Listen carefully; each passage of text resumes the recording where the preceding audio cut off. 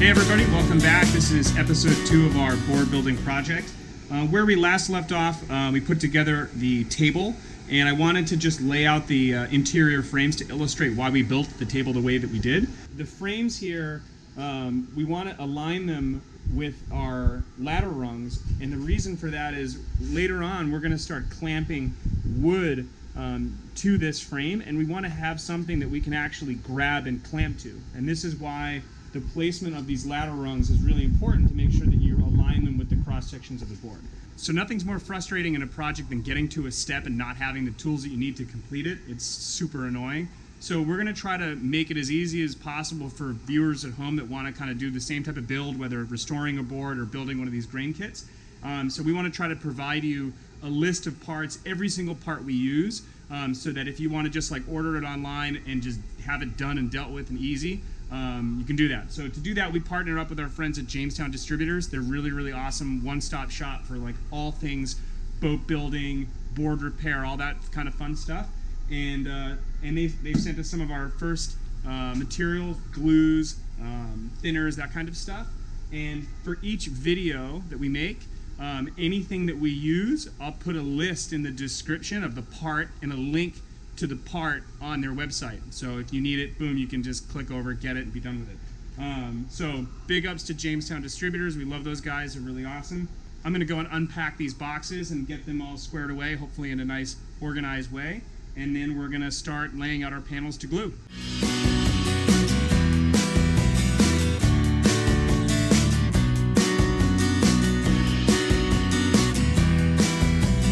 So we've got our first material that we need that doesn't come in the kit, and it is called Titebond 3 Ultimate Wood Glue, and we're going to be using this to do what you assume it would do, glue wood together.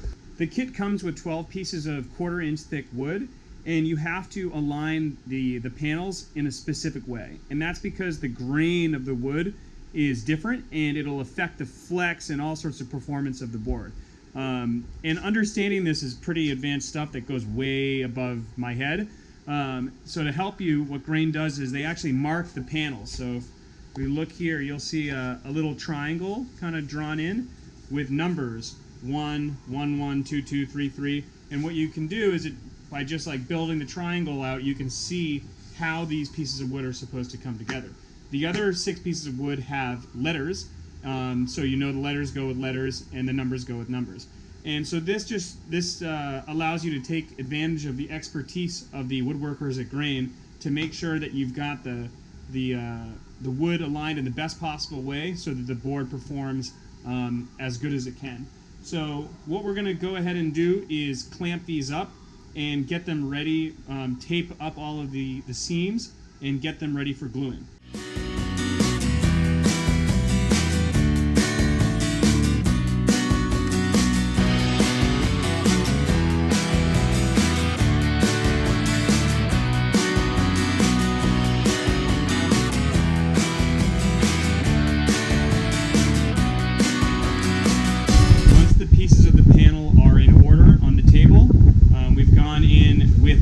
Little pieces of wood here with just simple clamps and pressed it down to our laminating table to keep it from kind of jumping up, and then we take these bar clamps to press it together. So think of the bar clamps are pulling it together and squeezing any distance we have out of these seams between the individual pieces of wood, and then these pieces of wood that are clamped are going to prevent the whole thing from buckling up and flying out. Once it's all clamped together, everything looks good. Our line that Grain's drawn for us is all lined up from the individual panels. We're going to take just regular painter's tape, just blue tape like this, and we're going to tape both across the panel to hold it together, and then also along the seams. And then we're going to flip the board over, and that tape's going to hold it all together after we take the clamps off, and we'll use just simple wood glue to fill in nice and neatly all of these seams, and having tape on the opposite side is going to prevent us from making a mess. And then we'll reclamp it together and leave it to dry. Our bottom panel is now glued together. Taking the tape off, you can see we have a little bit of glue left over here, but we'll clean that up later.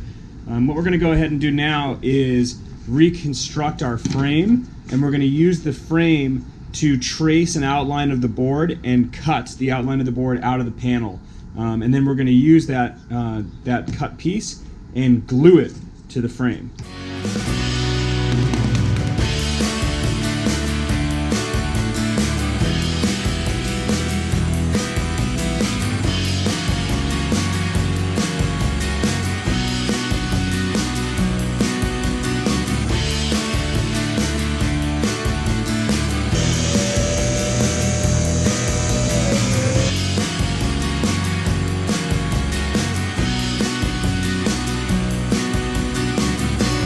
We've got our first kind of look at the general shape of the board.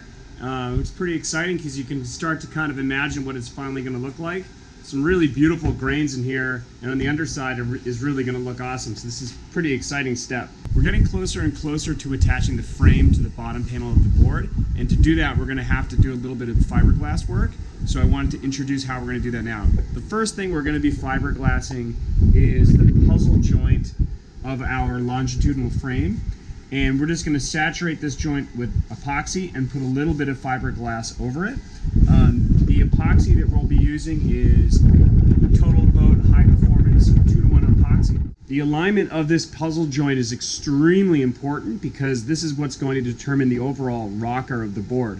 So if we have it kinked one way or the other, the rest of the board is going to be all messed up. So we really have to make sure before we set this up that we have a very, very clean curve on the rocker line here, and that it's not kinked one way or the other. Setting up this puzzle joint is a good opportunity to repurpose some material. So I've got just a regular plastic bag here. I'm not sure where we got it, but it's sitting around the kitchen.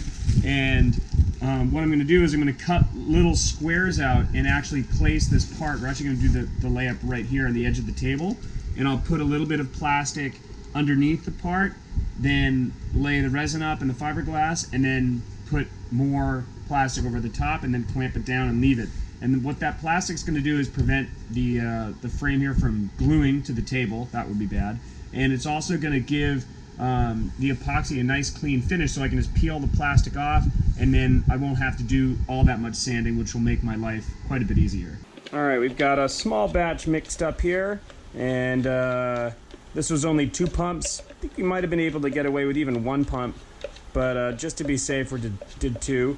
And I'm just going to give this a good mix for at least 5 minutes or so, making sure I'm always working the sides of the cup here to make sure I don't have any resin or hardener kind of stuck up there. We would just want to make sure this is uniformly mixed, and that's going to give us the best possible chemical bond, strongest bond possible. The other thing to think about is what the temperature is. You're doing this at home, so this is a temperature sensitive reaction. So if it's really hot out, this chemical reaction is going to happen faster, and if it's cold, it'll happen slower, and if it's really, really cold, it may not even happen at all. So this is called a thermosetting resin. Epoxy is a thermosetting resin, and it forms a permanent chemical bond once it goes off. So once you kind of mix your glue, you gotta kind of work a little quickly. I also sort of made a mistake. I don't have a nice little brush to brush this on. I've got some big brushes, but I don't really want to waste them on such a small job. So I'm just going to try to do this without a brush. So first thing I'm going to do is I'm just going to kind of drip some resin into this joint. And you can already kind of see where this plastic plays a role here. And what I want to do is just make sure that I'm getting that whole joint saturated. And I don't really care about what's getting up on the top here because I'm going to put fiberglass over that. So I'm just going to kind of go in here. And I don't want to make a complete mess, but I don't want to be too sparse either. All right. I also had a little crack in this piece of wood when I was taking it apart. You can see this part kind of lifting up. So here's our opportunity to do a 2-for-1, and we're going to fix that. I'm going to throw some epoxy in there as well, and that should be good as new, and it's going to be fiberglassed over it, so that should not be a problem. I'm just looking in here to make sure this joint is wet. And again, a brush would make this a lot easier, but I am not prepared. That's probably good. All right, now I'm gonna push the puzzle joint together. It's probably gonna shoot some resin out. I don't want to get any on my board here. There it goes. Good. Awesome. Okay. Now what I'm going to do is take my piece of fiberglass, and this is overkill. Like, you don't have to do this. You don't have to fiberglass this joint, but you're definitely making it stronger if you do. So why not? You know, a little extra work. Might as well. So I'm just going to kind of wet this out very kind of informally.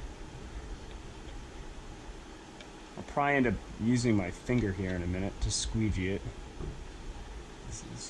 I like to use these plastic knives and stuff that you get from takeout, even though if you ask the restaurants not to give it to you, they always do. You can save them, and they make good, good mixing sticks. Okay, so I'm just going to take my finger and I'm just going to wet out this glass to make sure that there is resin everywhere. You don't want dry glass. And you don't want oversaturated glass too. You don't want a big pool of resin in there. You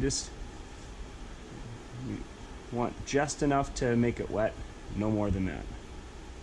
And if you remember from the teardrop series, this is how we did all of our puzzle joints on that build.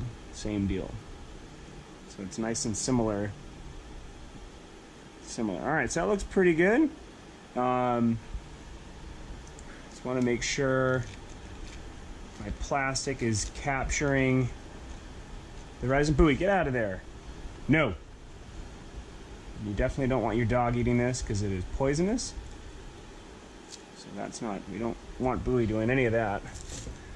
Okay, now we're going to take our top piece of plastic and we're just going to push it right on top. And we're going to push it nice and tight so you can kind of see it adheres almost to the resin. Almost looks wet itself. There we go. And what this is going to do is make our cleanup easier. It's going to make the glass adhere a little tighter to the wood. It's a great little trick. I see Bowie under there. Alright, and that's it. Why do you want to eat the epoxy? Out of the way, bud. So as this is curing, before we let it harden, we want to make sure the rocker line is in as good a position as possible, and for that we can use some clamps. So what I'm going to do is just I'm going to just put the clamps on right now just to hold it, and I'm going to kind of come over here and just sort of eyeball the rocker line and make sure it's a little bit hard with the plastic there, but we're gonna just eyeball it and then just adjust the clamps so that this is a nice curved, smooth rocker line and there's no kinks or anything weird in it. And just to go full overkill, I decided I took one of our little strongback pieces of wood here and I put that over the top of the joint and then clamped it down, and we have again the plastic underneath, and this is just going to keep pressure on that glass as it's curing and help make it nice and strong. Not totally necessary, but you got the parts, might as well do it. While our longitudinal frame is curing with its epoxy, we're going to go ahead and start truing our bottom panel. And what truing means is going through and making sure all of the individual panels that make up this bottom section, basically making sure that they're flat. So to illustrate, imagine if we had two pieces of wood, this is just some scrap, and imagine we bonded it together, but if we didn't do a great job, or if one was thicker than the other a little bit, you might be left with like a big ledge, you know, something like that. And that's going to cause a problem when you're trying to put a part across this seam. If there's a big kind of step up, you're not going to get a really strong bond and the board's not going to be as strong. So we don't have anything nearly that substantial here, but if you look closely, in this section here along this seam, we have a little bit of a ledge, just to maybe, you know, a millimeter jump, less than that. So what we want to do is come in within 6 inches of the edge of the board. We want to clean up all of these seams so that later on when we're putting our frames in and our parts for the rail, that those parts that are going perpendicular to the seam, that they can have a nice solid bond and there's no gaps or voids or anything like that. Grain recommends tackling the truing process with a block plane or something similar. We're going to set this at a really shallow depth and just come in here and work these seams and try to just remove material just enough until they're all nice and flat and pretty. You could also do this with a sander, like an orbital sander, but the worry with that is that you can start taking away a lot of excessive material that you don't want. And these frames are just thick enough to provide you enough material to work with when you're shaping the board down in the latter stages of the build. And if you take too much off now, you're not going to have enough for later. So you really don't want to take off too much material, and doing something with something like this with a block plane is going to allow you to be a little more precise. Definitely doable with the orbital sander, but you just have to be really, really careful. Attaching the frame of the board to the bottom panel is perhaps one of the most sensitive and important parts of the build. And the reason this is if you can imagine, if you have any little bits of bending or twist in the frame, it's going to translate to changes in curvature at the rail, right? So the rail, if you have a wobble in the center of the frame, you're going to have a wobble in the rail. And if you have a wobble in the rail, the whole board's going to be funky and not ride well. So it's super duper important to make sure that this frame goes in true, that the longitudinal frame is right down the center, and that the cross frames are perpendicular to the center line. One way that they recommend doing this is using what they call registration blocks. And basically what these are little pieces of wood that we're going to use. We're going to take a glue gun and just temporarily glue these down so that it's basically like a little bit of a guide for the center frame.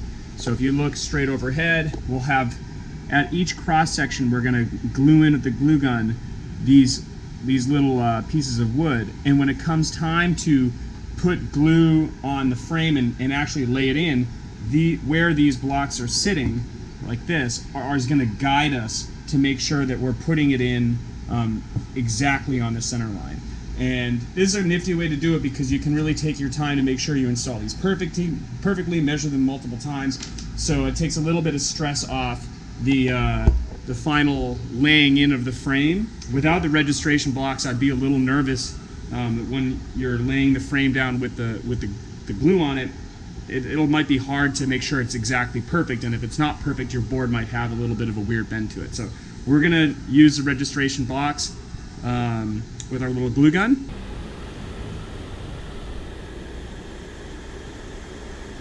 Because the frame of the board has rocker, curvature in it, we have to make sure that our table has the same rocker in it when we're bonding the frame to the bottom panel of the board. Otherwise, we wouldn't have that nice upward shape and the board would be pretty much terrible. So to put rocker into the table, we're going to use what I've been calling the longitudinal frame, which they actually call the keel. That's the proper term for it. So what we're doing here is we've placed the keel.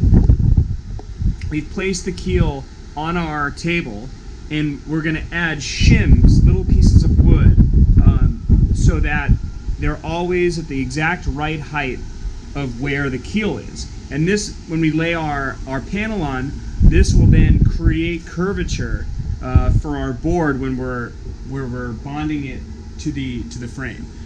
It's a really tedious process. I didn't record it because it was pretty boring, but I just took some scrap wood and just carefully shimmed it, kept adding height until everything was good, taped it down. It's been a long afternoon trying to figure out a pretty tricky problem. So when you attach the frame of the board to the bottom panel, you need to be able to keep pressure on it everywhere so that it maintains its shape while the glue is curing. And our little clamps, these guys, just aren't quite big enough to get the job done. You can go and buy much bigger clamps to clamp all along the frame, but you need so many of them that it would become pretty expensive. So we had to come up with our own solution, and this is what it looks like. Basically what I've done here is taken our plywood and cut it into thin strips, and then put some holes at the end, and using some high strength kite line, which is always nice to have handy, we're gonna basically pull this down tight and distribute the pressure down across the panel. And we've done it for every single frame. And so what this will do is allow us to put pressure along the entire board while the frame is curing. So hopefully it will work. The challenge with this is you have to go in and make sure that when you're putting pressure on the board, that the panel is meeting flush everywhere along each frame. So a lot of surfboards have bottom contours or chines or different shapes along the bottom, and these you're going to be able to see by looking at the cross-sectional frames, and they might have some curves, and so you may have to do all sorts of shimming to make sure that when this is pressed down, you get a nice flush contact with every single frame. And I'm not gonna lie, it's a pretty tedious process. It's taken me quite a while to get it to the point where I think it's looking good. Grain sells like a rocker table kit thing. It's an add-on, but apparently it's for doing this kind of thing, and I could see how it definitely would make your life quite a bit easier. But I think this will work. It's a quick and dirty solution. All you need is plywood and a little bit of high-strength rope, but fingers crossed that it gets the job done.